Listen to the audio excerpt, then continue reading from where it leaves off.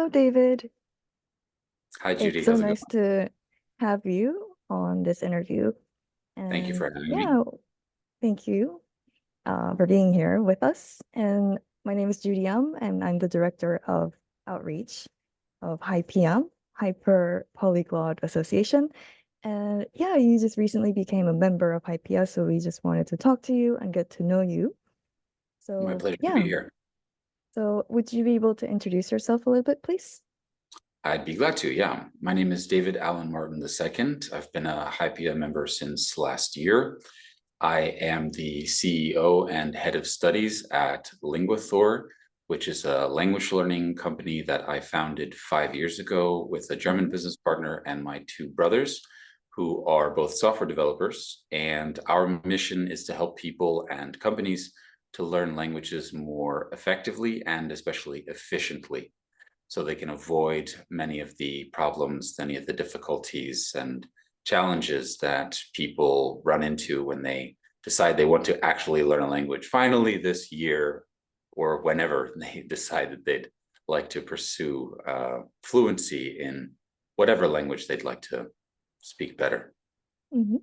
Well, so it's really cool that you developed a whole career path out of languages. And I'd like to ask, how did this passion for languages start? Well, that is a complicated question. I would Yeah. say that I simply, at some point, I realized that there was something magical about being able to understand and speak foreign languages. Mhm. Probably at some point in my childhood, I grew up in many different states within the United States, and I very often heard Spanish in particular Yeah. being spoken around me. For example, in Texas, we lived there for about 5 years when I was a kid. And at some point, I decided, okay, now I'd like to actually learn a little bit of a foreign language. So I started learning French when I was 12 in the sixth grade.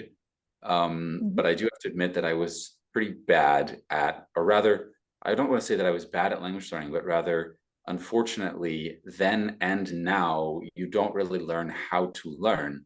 languages in school, or learn how to learn at all, for that matter. There's very little talk about the kind of on the meta level about how learning actually takes place in the brain and what is necessary in order to learn languages. And so I did French in sixth grade, stopped after a semester because I thought I was bad at it. Spanish in eighth grade, 2 years later, stopped after a semester because I thought I was bad at it. And then I started learning German when I was in the 10th grade. And I finally had a positive experience learning German because I had a teacher who actually taught us how to learn and also ensured that we were doing things that were entertaining, like watching movies and learning songs. Many people don't know that the Beatles actually sung a bunch of their songs, or rather sang a bunch of their songs in German. And so we I did didn't kind know of that. things like that. Mm. Yeah, precisely. Yeah. Slightly modified in translation. Mm. But the fact that I already knew these songs and we were just learning new words, it's also something that I do very often with my students. We'll read books, for example, or watch movies that they've already seen in their native language. That obviously gives you kind of access to the language that you wouldn't otherwise have because of that level of familiarity. So it's all of these kind of little things, motivational, psychological, cognitive, that I discovered myself over time, that I impart upon my students now to help them, as I said, to um, engage in the process of language learning more effectively and efficiently. Wow, that's really cool. So I would say German is the first language that you really, really were passionate about, I That's correct. guess. Hmm. And then did you 100%. continue your passion for German in university as well? That's correct. Yeah. In fact, I had originally intended to study German and English, and my counselor, my college counselor, told me that that was a silly idea, that I would never end up finding work, and essentially told me that I should not do that. So I kind of, yeah, I researched other career paths. I thought about doing psychology, for example. I thought about doing economics. Just about every subject that I found, some degree of interest in, I thought, well, maybe I'll have this as my major. And in the end, I decided to go ahead and pursue that which I found the most fascinating, which was German and linguistics. And so I ended up going to Berkeley and studying German with a focus in particular on linguistics, and within linguistics, phonetics and phonology. And that has since become my area of expertise. So I very often work as an accent coach, and I help people to improve, in particular, the pronunciation, not just of German, but also of English and many other languages for that matter. Cool. So yeah, it's because you're a German, when you speak German, it's so impeccable. People are so impressed by your German. And yeah, would you say that comes from your study of phonology, your degree of perfection? I would certainly say that it helps. It most definitely helps to have knowledge of phonetics and phonology. But I will say that one of the things that I discovered early on in my linguistic studies was that most of my teachers, most of my professors in linguistics were not actually good at languages. They were good at studying languages and analyzing languages, but they weren't actually good at languages. On the other side of the coin, I know many polyglots who are incredibly good at languages, very good at pronunciation, but they don't know very much at all about the science of linguistics. So it most certainly helps. And especially when you understand the mechanics of what's going on in the mouth, then it helps you to understand better how to reproduce specific sounds. And then with regard to phonology, when you're aware of specific phenomena, for example, in German, as well as Dutch and most Slavic languages, you have a phenomenon called Auslautverhärtung, which is final syllable consonant, voiced consonant devoicing. What that means is that when a word ends in a D in German, for example, that D becomes a T, right? Those are kinds of things the kind of thing that if you are aware that that is happening, you can pay closer attention to it and you can more easily emulate native speakers.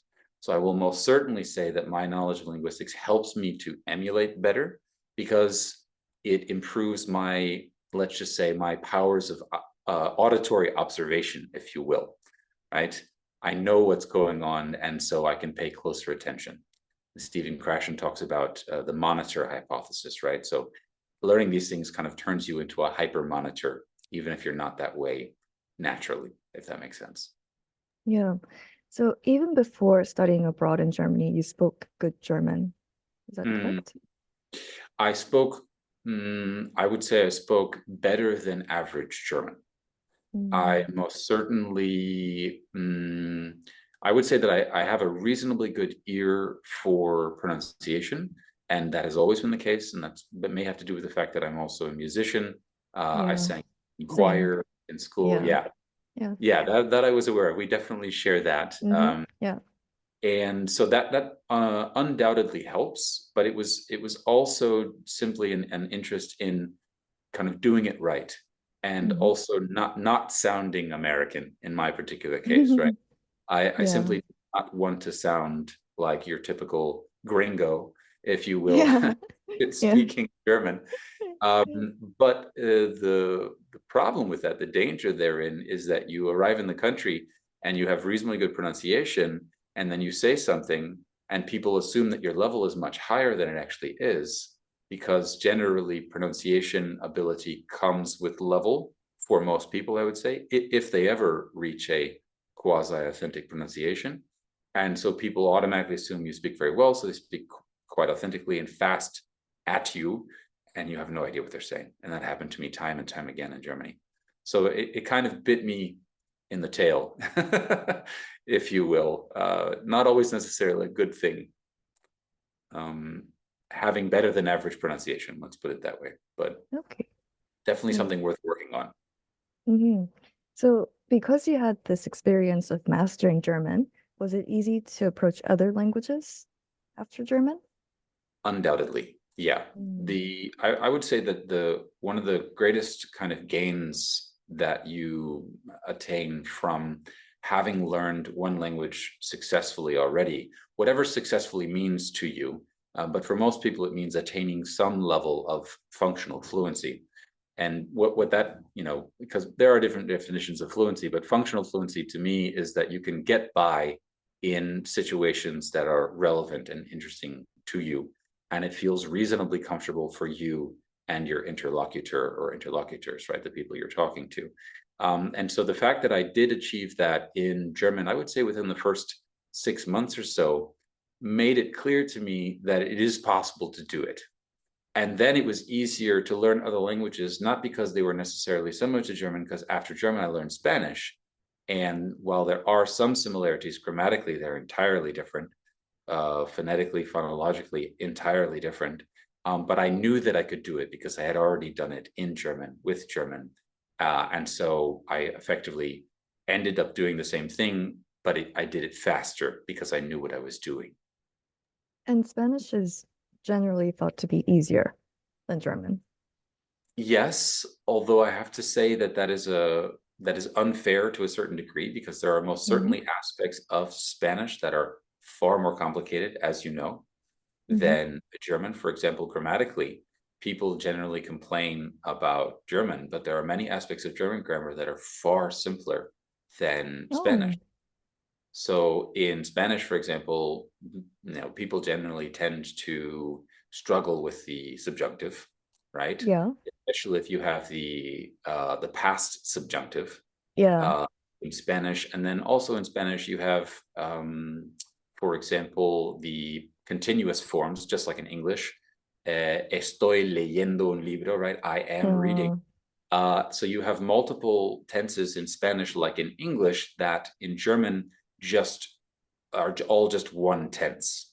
Oh, So, as far as the tenses are concerned, German is actually far simpler. And German okay. tends to avoid, especially in the past tenses, tends to avoid complicated grammatical constructions like ya te había visto antes de, Oh, or something like that. In German, you would avoid that tense entirely, and you would just okay. something else that is much, much simpler, and that anyone can learn in a single day. Oh, So it's sometimes important to talk to somebody who actually speaks both languages to really get a fair. yeah, that's true. So for example, like ya te había visto would be had seen in English. Uh-huh. Yeah. Yeah, so had PP. But in German, that's not really often used.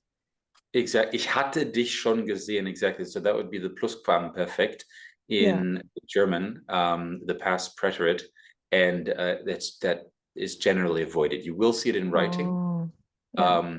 but people generally. So I'll give you another example. I had already left the party when you arrived. Right? Perfectly normal English sentence. Yeah. Ya me había ido de la fiesta cuando llegaste. In Spanish. But in German, you can say, ich war schon gegangen, als du angekommen bist, but you generally would just say, ich war schon weg, I was already gone. Oh, Right? So you just avoid this past perfect by just saying, I was already gone. Simple past plus gone, boom. And that's generally how people talk in their day-to-day lives. So when I have taught Germans, well, I teach Germans on a weekly basis, on an almost daily basis, German speakers, and I'm working with them on English tenses. For example, I taught business and scientific English at the University of Göttingen in Germany for 5 years. It's very difficult to get them to use tenses in English that they don't use in their own native language. oh, And so that's one of the most difficult things I find. I don't know what your perspective is, but doing things that you don't usually do habitually in your native language is one of the hardest things to get used to doing, right? yeah. I guess in my case, it's kind of different because my native language is so different from all these European languages. But I can definitely agree with that. For example, for me, when I approach French and Spanish, I would often think from English, and then I try to find the equivalent. And that's a very natural thing to do, I think. But Yeah. even with absolutely, but even one of the things that I work on the most often with German is these particles. So there are various particles that you can sprinkle into sentences in any number of languages. I mean, let's take French, for example, like bon ben, voilà quoi, right? You have all Yeah. of these words that don't actually really mean anything, but they sound Yeah. very authentic. And then Yes. you wouldn't even say anything in English probably, or you certainly wouldn't use each one of those words literally in the meaning that it has in French. So getting a handle on how to use these particles, especially if they're not used at all, is quite challenging, because you have to really have Oh, exposure to the yeah. authentic language and how native speakers actually use these words. Mm-hmm. But if you're Oh, aware of this, so if I know that Germans use these particles, but they don't use them, we don't use them in English, or vice versa, then I can, from the very beginning, as a teacher, I can have, as a language learning coach, I can have a program specifically meant to help them to transition into more authentic language use. Does that make sense? yes, So that's a that large makes part sense. of what we do at LinguaThor, is taking the students' native language into consideration specifically, and even sometimes their specific dialect. So when I work with Swiss speakers of German, Yeah. as opposed to native German speakers, they have similar problems, but sometimes they're different, right? And I, as a coach, am able to take that into consideration and help them more effectively. Wow. Mhm. So that was German and Spanish. And Mhm. then you started learning French, or did you speak French already? I restarted learning French because, if you remember, Oh, I had started learning French in school and then dropped it after a semester. yeah. Yes, that's correct. I actually restarted learning French in my first year at Berkeley, uh, Mm, but it was just kind of on the side. And then I continued learning French when I moved to Spain, hmm after having lived in Germany for 2 years. Because after Germany, I lived in Spain. I taught English at International House for 2 years. hmm And on the side, when I wasn't teaching, I was going to the Alliance Française, and I was taking Oh, classes in French. and why And at was that? the same time, You just uh, wanted to continue learning I French? needed the challenge. Yeah, yeah. Okay. I wanted to continue with French. I always loved the French language, and I'd always wanted hmm to speak. And so I had extra time. The school was around the corner, and I decided to do that. I distinctly remember listening to French audiobooks and walking through Santander, in Cantabria, Well, in the north of Spain. I think I was listening to Phantom of the Opera, yeah. an audiobook. Yeah. Oh, I okay. think those the memories that you associate with places. Yeah. Exactly. But it's really funny how I do that all the time. Like I go to a place, for example, a francophone place, Montreal, and I start learning German. And then when I was in Mm, Vancouver, I started learning French. So it's like I okay. learn a different language than that's spoken in that area. I don't know why, Uh-huh. but I do that all the time. I feel you. I've definitely, I also started learning Estonian when I was living in Santander. Um, and Norwegian. Back then I would just find books at the library, to tell you the truth, and I would just start dabbling, just for fun. Now it's generally because I meet a person who gets me interested in the language, etc. But back then it was definitely rather random and happened quite Oh, more often than not. okay. And then people who have influenced you to learn languages, were they friends Well, or? my first and biggest influence, I would say, towards becoming a polyglot, was definitely Steve Kaufmann. Oh, wow. I discovered him when I was living in Santander, so my second year in Spain. And I distinctly remember seeing his intro video where he spoke in like 10 different languages. And I noticed right away, because of my expertise in pronunciation, I noticed right away that he had very good pronunciation.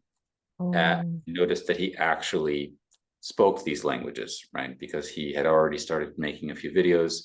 I listened to him speak. He also motivated me to get better in Mandarin. He hmm also spoke Cantonese. I saw videos of him speaking Japanese.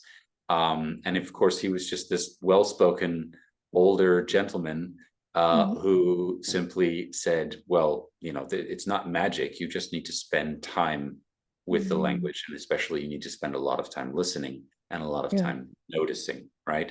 And these are things that I had already discovered myself, but now I had somebody, sitting there, on the other side of the world, who was confirming from a great wealth of experience, everything that I had discovered for myself. And so that was my kind of first push into the world of polyglottery, I would say. Yeah, Wow.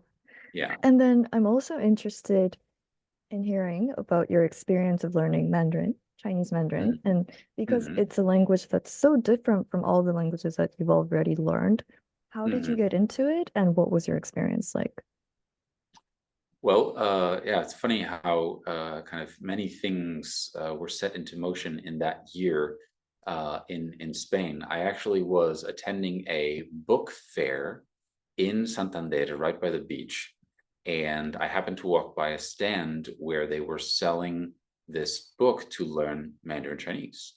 And so the book was in Spanish, but it was a collection of 40 different chapters where in each chapter they covered a different kind of arena of everyday life, let's just say topic within everyday life.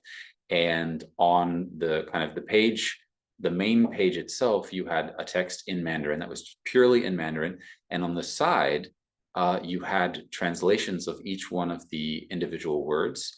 So transliterations in pinyin and then translations as well. And it was accompanied by an audio. And I was looking at it and I thought to myself, well, because I had never really looked into learning Mandarin before, I knew nothing about the language.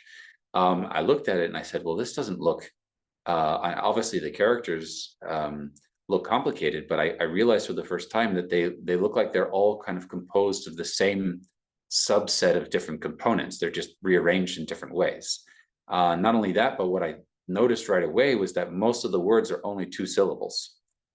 And compare that Yeah. to German Yeah. or Russian for that matter, and even Mm, Spanish. Spanish has quite a few longer words. yeah. And so I already knew quite a bit about cognition, and I knew quite a bit about memory. Hmm. And I said, well, this doesn't seem like it is, and also grammatically, it doesn't seem like it's very complicated. Probably the most difficult thing is going to be learning the tones, and then obviously the characters. So I bought the book, and what I did was I did a chapter a day. And my goal at the end of every day was to be able to understand the audio without the text at all. So no, I didn't want to be reliant on the translations to understand the audio. That doesn't mean you understand every word. It also Hmm. doesn't mean that you can reproduce the language. You just listen to the audio and you can follow along. Well, I did that. And at the end of 40 days, I realized that I understood about 1,000 words of Mandarin. Wow. And so I said, okay, this is amazing, because it was the first time that I had done that, anything similar to that. Usually my learning was far more random, Hmm. in that I would just, kind of listen to audiobooks, or I would get a grammar book, but I didn't really enjoy it. I just, that's how I learn languages. That's what I had been taught, with regard to how to actually learn. And this was the first time that I just focused on understanding via translation. And that would later lead to me developing a language learning methodology, which I Hmm. call Translation Cubed, which obviously you know about, some other people know about, based around that method. But that was the first time I gotten into that. And so then I had a very solid foundation in Mandarin. Hmm. And then I started to use Chinese Pod, which you've probably heard of before, Yeah. which by now they have thousands and thousands of podcast episodes. And that's where my Mandarin really took off, because in the Chinese Pod episodes, at the beginning, you have one Chinese speaker and one English speaker, Hmm. and they speak maybe 10% Chinese, 20%. And with every single episode and every single level, they speak more and more Chinese and less English, until eventually I was listening to all the episodes entirely in Mandarin. Wow. Yeah. And then you So went to China to study? that's correct, yeah. But I already had a very solid foundation in Mandarin, before I went to China, because I studied, in my second degree, I studied Chinese and Spanish at the University of Göttingen, and then Oh. in the second year of that program, so 2013, 2014, I went to Beijing Foreign Studies University and studied in the advanced Chinese studies program. But I already had a much more solid foundation in Chinese than anybody else when I started because I taught myself so much on my own. Wow. Yeah. And how long did that take you? Well, it depends on what aspect you're talking about. So Chinese is one of the languages that, even though I discovered this audio method relatively early on, it's one of the languages that I studied the most inefficiently, and that's because I had no Mm. idea how to learn the characters when I first Yeah. started. And so it took, whenever I learn anything, I always try to make the process of learning more efficient. I Hmm. refuse to learn anything without making the process more efficient. That's also what I do for my students, because you want to maximize your gains, based on the amount of time that you're spending. Hmm. And so it wasn't until a relatively late stage that I discovered books like Heisig or Heisig, if you've heard of that at all in your Mandarin studies. A lot of people use a book called Remembering the Chinese Characters or Remembering the Hanzi by James Heisig, where for each one of the characters, he actually gives you a mnemonic device, a story to help you to remember the meaning.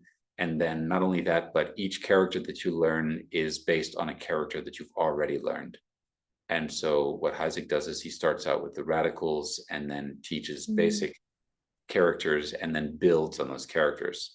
It's a great method, but the problem with the method is oftentimes you end up learning characters that um, while they are easier to learn because you already know the components, the character Hmm. itself that you're learning is highly infrequent. So it doesn't come up very often. So early on in the books, you end up learning a lot of characters that you don't really need. And so I didn't know any of these things originally. And eventually I came up with my own method, my own kind of combination of different methods. Also Hmm. started using Anki, which was an absolute game Yes. changer for Chinese learning. Uh, Oh. yeah, there's so much that you can do. And now, 10 years later, 15 years later, there's so many add-ons specifically for Chinese that, I mean, it's unbelievable how fast you can learn the characters now in comparison to Hmm. the way that it was back then. So how specifically did you use Anki to learn Mandarin? So these days you can download a deck. You can also create decks. In fact, these days you can also use ChatGPT Hmm. to create any number of different, let's just say, data sets, which you can then convert into decks. But the very first way that I used it was I downloaded a deck that was the 1,000 most common characters, and then I made some modifications so that not only was I learning to understand, so was I learning to read the characters in isolation, but also I wanted to be able to understand them in the context of a sentence. I also wanted to be able to listen to the character. I also wanted to be able to hear a syllable and then think of the character, see the pinyin and be able to write the character.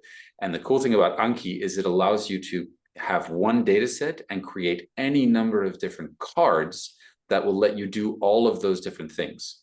So I call it learning from different directions, in the sense that you have a single data set, as I said, a single what's called note in Anki, and I can create any number of different types of test from that note, which is far more efficient than creating flashcards by hand, for example.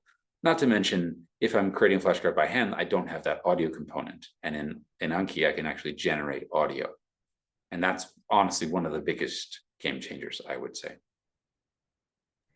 I think most people would say ChatGPT is a game changer in the language learning industry. 100%. And Mhm. how would you advise people to use ChatGPT in language learning when it comes to language learning? Oh, there are so many things that you can do that it's very hard to give any kind of hard and fast advice. One of the things that I find the most useful is the ability to get explanations of words that are difficult to understand, especially difficult to translate from one language to another. Now, the quality of the answers that you get from ChatGPT are entirely dependent on the prompts that you use. And any good, language teacher and language learner will have at some point a collection of different prompts that they can use in order to get high quality information. Actually, I know that Luca Lampariello, who is a very good friend of mine, you know him as well. He is actually going to be, I believe he's going to be releasing a collection of prompts specifically for language learners who'd like to maximize their benefit from ChatGPT. But one of the things that I find the most useful, as I said, is getting explanations of untranslatable words, and also just getting lots of example sentences. So if you really want to understand especially grammar aspects that are more difficult, then ask ChatGPT for an explanation of the grammar aspect, and then for bilingual example sentences. And once you've looked at 50 examples, 100 examples, which otherwise it used to be very difficult to find enough examples to kind of get a grasp of how to use a specific grammatical construction. These days, I can just get 1,000, if I want to, 1,000 different examples, and then specifically with the verbs that I want, and then specifically, I can even have it, I can say, write a story about a polyglot named David who's learning this language, and incorporate this grammatical construction as often as possible, if I wanted to, and it would do that, right? So, it's this kind of creativity within structure that I think is the greatest game changer with ChatGPT. You used to do that with your students, writing stories, right? I still do that with my students. Oh. Yes. Yeah. I call it scripting. And that's one of the things that we do the most often, I would say, is when my students, for example, I have business English students who have to walk into a situation with a customer, and they have to be able to introduce themselves professionally and confidently in English, and then they might have to do a presentation. So we'll actually create a script with all of the things that they would like to be able to say, in addition to what they think or what they know that customers generally say in similar situations from their native language. And we'll actually write that whole thing out in their native language and then translate it to the target language, in this case, English. And then using my language learning techniques, Translation Cubed, but also Anki, I help them to learn that very efficiently, such that they can confidently and professionally then do that, whatever that thing is. But a lot of the times, people just want to be able to tell anecdotes from lives. A large part of being fluent in a language, people always talk about dialogue, but half of dialogue is monologue. And I'm sure that you've noticed, right, at polyglot events, polyglot gathering, polyglot conference, polyglots are very good at monologuing in the languages that they speak.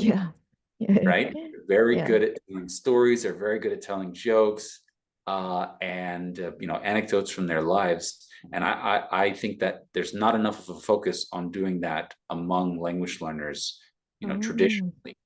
They try to learn, they learn words, they read stories and things, but actually working on being good at monologuing about their lives, I would say that relatively few learners work on that specifically. And if they do, they wait too long in order to do that, rather than starting from the very beginning and gaining a lot of confidence as a result. Yeah. So all these methods that you mentioned, for example, Anki and scripting, involves some kind of memorization. So would you say language learning is based on memorization? I would not say that it's based on memorization, but memorization is something that you absolutely cannot do without in language learning. Now, that doesn't mean that you have to memorize in the rote sense of the word. Exactly. That is to say, the way that oftentimes, we associate memorization with in school, but rather you can use Anki, for example, which, if you need to learn something, rote, it is arguably the most efficient way to do that. But another way to memorize things is, rather the easiest way to memorize things is simply by listening to them repeatedly. But there's the problem with listening to something over and over and over again is eventually your brain no longer pays attention. So there's different ways that you can listen to things repeatedly such that your brain does not lose interest. And the easiest way to do that is by focusing on a different aspect each time. So I'll give you an example. Let's assume that one of my students, they write a script a short story about their life, right? Maybe from their childhood, some vacation that they took. It's a story that they love to tell in their native language. So they want to be able to tell it in the foreign language. So they'll write that in their native language, then we'll translate it into the language that they're learning. And then generally, if they want to, they can import it into Anki and they can work on first understanding the phrases, then reproducing them from memory. Mm-hmm. But before they do that, what I generally do is I will record it for them, or I'll generate an audio if it's a language that I don't speak very well. And then what they'll do is first I have them listen to it, the audio alone. Then I have them listen to the audio while reading along in their native language. Then they listen to the audio while reading along in the target language.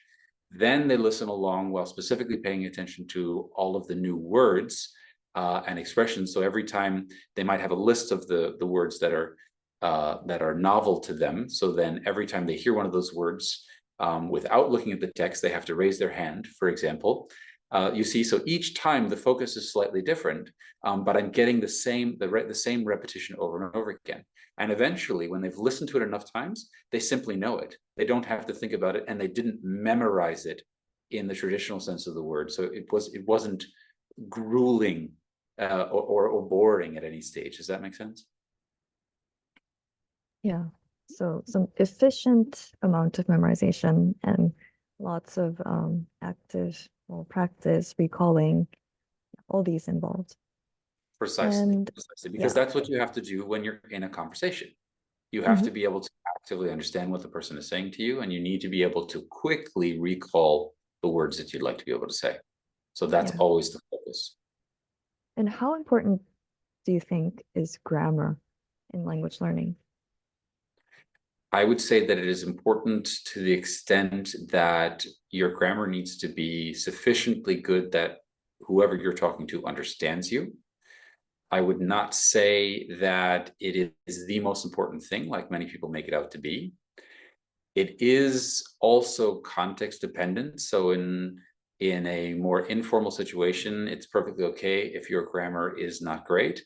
In more formal situations, especially when you want to make a good impression, you will want to make sure that your grammar is better, it's more accurate.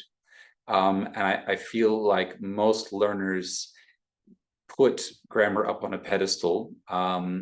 It is highly important, but my general rule for my learners is that they focus on understanding first, especially they focus on audio. So listening comprehension is more important than anything else. And systematically transitioning from comprehension with text to comprehension without text. That's the core thing that you do with Translation Cubed with my method, is helping students to systematically go from being dependent to being independent in terms of comprehension, and then eventually they move on to production, so actively using the words. But it's only at a later stage when they comprehend a sufficient amount of the language that we focus more overtly on grammar. That's not to say that we avoid it entirely, and if they have a question, I will absolutely answer it, but I always recommend to them that they don't spend a bunch of time doing grammar exercises or trying to understand the science aspect of the grammar, but rather, what does this grammar mean? What do I need to understand about this grammar to help me to understand what this person is saying? That's the focus at the beginning. Cool. And my question is, what other languages would you like to learn in the future? Well, I would say that I will most likely focus on Russian in the near future. I know that you've learned a little bit of Russian yourself with Translation Cubed a few years back. You'd find it a lot easier now because we've made massive improvements to the application, to the mobile application now. So it'd be a lot easier. And we've also integrated a lot of AI functionality since the advent of ChatGPT, and now we can tap the ChatGPT API. But there are 3 million speakers of Russian in Germany.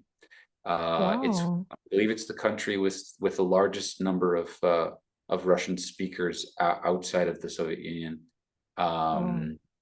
Yes, and so it's definitely, I hear Russian every single day in Germany. Mm-hmm. And there, of course, are many, many Ukrainians now Mm-hmm.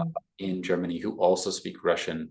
It's something I've always wanted to do, and I've started and stopped learning Russian many times. And I think that it's now time, especially now that I've created my own tool that will help me to do that more efficiently. It's about time to get started. Mm-hmm. And also, do you think connection to culture is important when it comes to languages? And how were you able to um, get yourself motivated when you were learning, for example, Mandarin or German? Was there any cultural association or cultural fascination? Well, I'm a big proponent of, I would say, cultural awareness Mm-hmm. and also linguistic and cultural diversity in general. That's one of the Mm-hmm. things that I love about the polyglot community and also about HYPIA, right? Because Yeah. that's a large part of what we do at HYPIA Yeah. is promoting linguistic and cultural diversity. Mm-hmm. However, with regard to the language learning aspect, one thing that I always thought was, mm, I don't want to say it was unfortunate, but I do not believe that you need to necessarily focus quite as much as your average traditional book does in a school setting, for example, a university setting, quite as much on the culture as is currently the case. Okay. That is to say, initially. Mm-hmm. I think that cultural aspects are easier to understand later on. And it would be easier for a great many learners if the language itself was the kind of greater focus at the beginning. Mm-hmm. Um, and then you transition into more cultural aspects. The thing about language learning is that you need to build up momentum and intensity initially. And if there is a lot of, let's say, conflation with the cultural aspects as well at the beginning, then you can have a situation where it just becomes a little bit too much. Mm-hmm. And so, if it were me, I would wait to teach some of the cultural aspects until later on, and I would just focus on the language. But not everyone will agree with me. And I've had a wide array of different experiences in the language learning that I have done, especially in terms of taking classes. Sometimes there was more of a focus on culture, sometimes there was less of a focus on culture. But I do very much think that it is important to learn about the culture.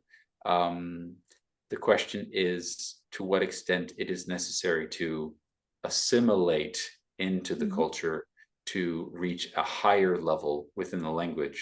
And my answer to that would be it is necessary. That is to say, you do to a certain extent have to divorce yourself from your pride in Yeah. your native language, so that you can become more. When I speak Chinese, I try to imagine I am Chinese.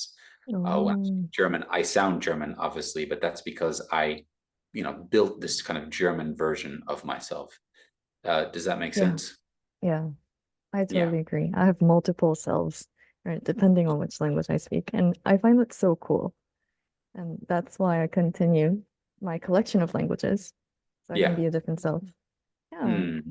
I think this is something that we all understand as HYPIA members and polyglots. And I think it's definitely something that people should maybe try to do. So do you think, would you recommend people to learn multiple languages? Absolutely. The general question that I get is whether people should learn multiple languages at the same time. I think that everybody should learn multiple languages. In fact, most of the people on the planet are multilingual. Monolinguals are in the minority, which especially monolinguals do not know. So I Yeah. think it is the most natural situation for humans is being multilingual. It doesn't mean everybody needs to learn 10, 20, 30 languages, but I think that everybody should always kind of actively be learning some language. I Yeah. generally try to learn multiple languages all the time because I generally like to have a language that I'm a beginner at, a language that I'm intermediate at, and a language that I'm advanced at that I'm learning, Mhm. because it gives me a lot of insight into my students, let's say, predicament, as because I work with learners at every single level. And so it's easy to forget as a teacher what your students are going through. And so I like to try to stay closer to their experience by doing that. In terms of learning multiple languages at the same time, the most important thing is structure. I know that you're an incredibly structured person. And so, you know, I'm sure you have a great deal to say on the topic, but I find that the, you know, structural, that's also something, for example, that Luca Lampariello talks a lot about, right? I think he always learns two languages at the same time. And if you look at his materials, you can see that he has a great deal of structure in this learning. You know, he always does a specific activity in a specific language on a specific day without fail. And so consistency is really the most important thing, whether you're learning one language or 10 languages at the same time. Oh. And my last question is about this polyglot community. So you've been involved in the polyglot community for a while, and you've been to polyglot gathering in Poland and also in Prague, and polyglot conference, and you're also a member of HYPIA. So what does this community mean to you, polyglot community? I mean, it means the world to me, quite literally. Oh, yeah, I agree. Yeah. I thought as much that you would agree. Yeah. Right? The sense of belonging that you get Exactly. and feel every time that the community reconvenes, and which is not often enough, if you ask me. We definitely need more opportunities to meet up, even though over the course of the year, I generally will meet up with people from the community in various places, fortunately. But it is this kind of sense of a common passion and common goals that connects people from all over the world who would otherwise have nothing to do with one another. That is, you know, something that I absolutely live for. And it's always like summer camp and a family reunion at the same time. Oh, wow, what a good analogy. Yeah. Yeah, it's both of those things all rolled into one, and that's how I think of it every single time. And every year, the friendships that I already have are kind of, they become stronger, those ties. And I always end up meeting new people who absolutely fascinate me, who blow me away. You know, even as somebody who, you know, is reasonably good at languages, I invariably meet people who just absolutely blow me away with their skills, their depth of knowledge, etc. Excuse me. Yeah. I think it means a it's lot the to me. passion. Same. It's, you know, in normal life, day-to-day life, it's almost impossible to meet those kind of people. It is, unfortunately. As I said, I wish that I had more opportunities. Maybe we need to just organize more events. Yeah, exactly. And there's a big difference between people who have learned languages themselves and who were brought up in a multilingual household, and they like languages were just given to them naturally. And those people, I think, tend to have less of a passion for languages or none, whereas people who learn them, they are really passionate about languages, and that is something that we can really bond over. Absolutely. Yeah, I had that experience when I was pursuing my master's in translation in German, English, and Spanish at the University of Heidelberg. There were some people who had learned the languages and others who had simply grown up with them. And there was a very different level of engagement, I would say. Exactly. Yeah, Yes. Yes. 100%. Yeah. Yeah. So I have many more questions, but due to time restraints, we will have to stop here. It was a pleasure having you here. And Likewise. I hope to speak to you soon. And I am looking forward to collaborating with you in the context of HYPIA or Polyglot Community and other personal projects as well. 100%. It was absolutely a pleasure as always, Judy. And yeah, thank you so much for your time. And thanks to everyone for watching. Thank you. Join HYPIA.